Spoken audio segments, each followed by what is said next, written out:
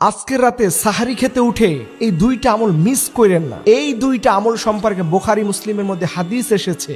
অনেক মানুষ সাহারি খেতে উঠে মাত্র 10 মিনিট আমল করলে যে তার জীবনটা পরিবর্তন হয় এটা সে জানে না। 1 নম্বরে আপনি এই দোয়াটা পড়বেন 100 বার। বুখারীর হাদিস থেকে প্রমাণিত, নবীজি বলছেন কোন আল্লাহর গোলাম যদি 100 বার এই দোয়াটা পড়তে পারে, আল্লাহ রব্বুল আলামিন তাকে খুশি হয়ে তার যত অভাব আছে সবকিছুই দূর করে দিবে, তার যত প্রয়োজন আছে সবকিছু আল্লাহ তাআলা পূরণ করে দিবে। আপনি পড়বেন সুবহানাল্লাহি ওয়া বিহামদিহি সুবহানাল্লাহিল আযীম, সুবহানাল্লাহি ওয়া বিহামদিহি সুবহানাল্লাহিল আযীম। এই দোয়াটা বুখারীর হাদিস থেকে প্রমাণিত। নবীজি সাল্লাল্লাহু আলাইহি সাল্লামের সবচেয়ে প্রিয় একটা আমল ছিল। এখানে আল্লাহ পাকের প্রশংসা করা হচ্ছে, আল্লাহ পাকের গুণের বর্ণনা দেওয়া হচ্ছে।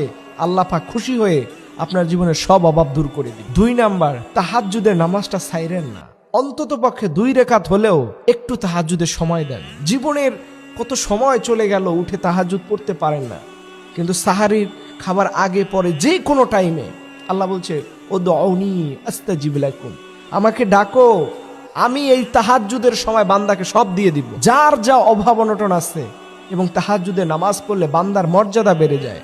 নবীজি পড়তেন, তাই আল্লাহ তাআলা তাকে মাকামে মাহমুদ দিয়েছেন। সুবহানাল্লাহি বিহামদি। এর জন্য প্রিয় ভাইয়েরা, এই 2টা আমল একটু কষ্ট হলেও সাহারির আগে দিয়ে 10-15টা মিনিট আমলটা করুন। দেখবেন আপনার ভাগ্যের চাকা যদি না ঘুরে, আপনি আমাকে পার্সোনালি ফোন করে জানাবেন।